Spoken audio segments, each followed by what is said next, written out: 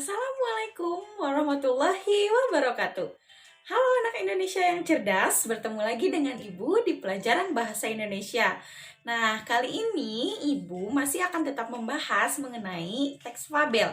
Setelah kemarin kita membahas apa itu teks fabel dan ciri-cirinya, hari ini Ibu akan membahas jenis fabel, unsur intrinsik, dan struktur dari teks fabel. Nah, sebelum kita memasuki materi kali ini akan agak banyak ya. Nah, jadi jangan skip-skip video pembelajaran kali ini.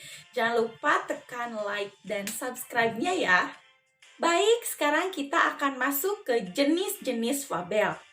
Jenis fabel dibagi menjadi dua bagian. Yang pertama ada fabel alami, yang kedua ada fabel adaptasi. Nah, fabel alami di sini adalah watak tokoh atau binatang yang ada di dalam cerita seperti di alam nyata. Latar pun biasanya di alam juga. Nah, contohnya seperti ini.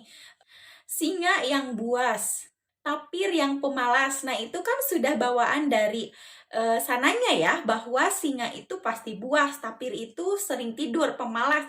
Nah, itu adalah fabel alami.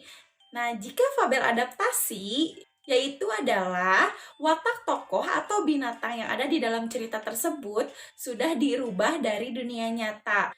Latar pun dirubah, jadi tergantung penulisnya. Bisa di rumah, bisa di sekolah, tidak seperti alami ya. Jadi diubah oleh si penulisnya. Misalkan Landak sedang berulang tahun di rumah makan. Nah, itu adalah jenis-jenis dari fabel. Nah, sebetulnya selain fabel ada juga yang namanya legenda. Kalian pernah mendengar apa itu legenda? Menurut buku Sari Kata Bahasa Indonesia, legenda adalah cerita rakyat zaman dahulu yang berkaitan dengan peristiwa dan asal-usul terjadinya suatu tempat. Contohnya Sangkuriang. Sangkuriang itu menceritakan Gunung Tangkuban Perahu kan, asal-usul Gunung Tangkuban Perahu. Lalu ada juga legenda Danau Toba, legenda Batu Menangis, dan lain-lain. Nah, itu adalah legenda. Nah, kenapa kok Bu asalnya bahas fabel jadi bahas legenda? Nah, sebetulnya legenda dan fabel ini ada keterkaitan. Terkaitannya apa? Sama-sama masuk ke dalam teks narasi atau karangan narasi. Nah, karena sama-sama masuk ke dalam teks karangan narasi, struktur, ciri, dan unsur intrinsiknya pun sama persis seperti teks fabel. Jadi, fabel dan legenda itu memiliki unsur, ciri, dan struktur yang sama dengan teks fabel. Nah, balik lagi ya ke teks fabel. Nah, pada kesempatan ini, Ibu juga tadi bilang akan membahas mengenai unsur intrinsik fabel. Nah, coba sekarang Ibu akan membuat kalian mengingat pada semester 1 kita pernah belajar mengenai teks cerita fantasi. Nah, teks cerita fantasi ini masuk ke dalam cerita narasi. Nah, unsur intrinsik teks fabel yang akan kita bahas hari ini adalah sama seperti unsur intrinsik yang kita pernah bahas dari teks cerita fantasi. Jadi, unsur intrinsik fabel yang pertama adalah tema. Tema adalah gagasan yang mendasari sebuah cerita, atau bisa disebut juga dengan penyimpulan keseluruhan cerita. Jadi ceritanya tentang apa, seperti itu ya. Lalu yang kedua ada tokoh dan penokohan. Kalian ingat di cerita fantasi juga ada tokoh dan penokohan. Begitu juga di dalam teks fabel dan cerita legenda. Nah, di dalam teks fabel tokohnya tentu binatang. Karena balik lagi ke pengertiannya bahwa teks fabel itu adalah teks yang di dalamnya bertokoh binatang yang menyerupai atau yang berperilaku seperti manusia.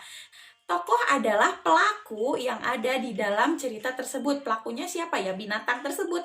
Sebetulnya tokoh di dalam teks fabel tidak semuanya binatang. Ada juga beberapa teks fabel yang memakai manusia sebagai tokoh. Jadi ada selingannya ada tokoh manusia yang ikut masuk ke dalam teks fabel tersebut. Jadi tidak semuanya hewan. Tapi biasanya teks fabel itu menceritakan keseluruhan hewan-hewan seperti itu. Nah, jika penokohan itu adalah bisa disebut juga dengan watak. Nah, watak di sini dibagi menjadi 3 bagian. Ada antagonis, protagonis, dan tritagonis. Seperti yang sudah kita bahas sebelumnya, antagonis adalah tokoh yang jahat, protagonis adalah pemeran utama biasanya memiliki sifat yang baik hati. Nah, jika tritagonis adalah tokoh pembantu protagonis biasa. Nah, yang selanjutnya setelah tokoh dan penokohan ada latar atau bisa kita sebut juga dengan setting. Nah, latar di sini dibagi menjadi 3 juga. Ada waktu, tempat, dan suasana. Nah, seperti yang sudah Ibu bilang tadi bahwa teks fabel itu biasanya berlatar tempat di hutan, bisa di sungai, bisa di perbukitan, pegunungan, dan lain-lain. Lalu ada waktunya kapan ya? Terserah, itu terserah penulis. Waktunya mau siang hari, mau malam hari, mau pagi hari. Lalu yang selanjutnya ada suasananya seperti apa, menggembirakan, mengharukan, atau dan lain-lain. Seperti itu. Lalu unsur intrinsik yang terakhir ada amanat. Seperti yang sudah kita ketahui bahwa amanat itu adalah pesan yang dapat diambil dari cerita tersebut atau pesan yang dituliskan oleh penulis untuk disampaikan kepada pembaca. Nah, itu adalah unsur intrinsik dari teks fabel.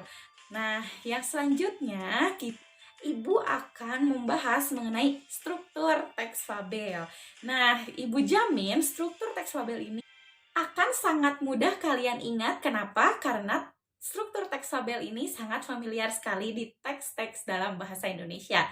Nah, yang pertama ada orientasi. Pernah mendengar orientasi? Nah, orientasi itu adalah biasanya ada di awal paragraf. Di dalamnya berisi pengenalan tokoh dan penokohan. Lalu selain itu berisi pengenalan latar waktu, tempat, dan suasana, atau bisa disebut juga dengan setting.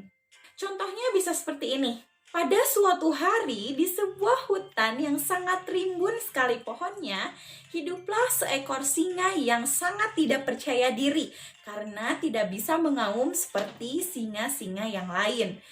Nah, itu sudah bisa mewakili orientasi. Kenapa? Karena di situ sudah ada pengenalan tokoh, tokohnya apa? Singa.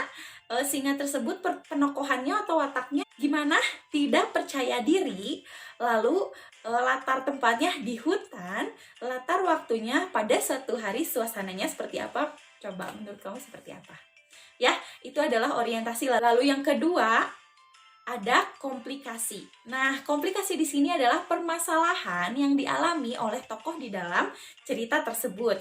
Nah, permasalahan apa yang dialami oleh si singa tersebut? Nah, singa tersebut akhirnya bertemu dengan seekor semut yang selalu mengolok-oloknya karena tidak bisa mengaum. Singa tersebut merasa dirinya makin minder, makin tidak percaya diri. Nah, itu bisa dijadikan komplikasi atau masalah yang terjadi di dalam cerita tersebut. Ini karangan Ibu ya, nanti kamu yang harus bikin.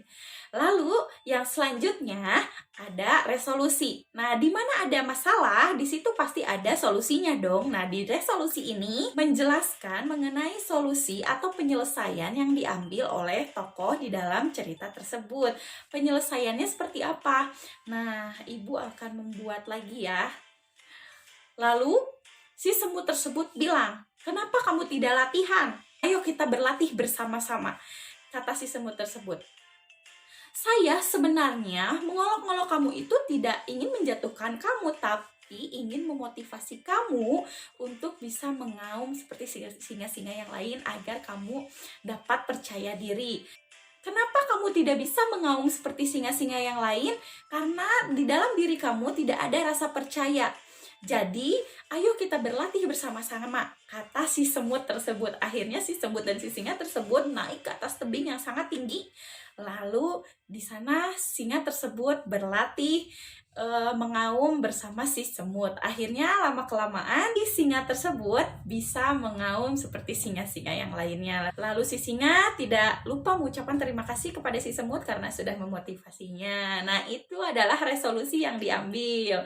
Lalu yang selanjutnya ada koda. Nah, koda di sini adalah pesan atau amanat yang dapat diambil oleh kalian para pembaca teks fabel. Jadi sebetulnya koda di sini boleh ada, boleh tidak ada.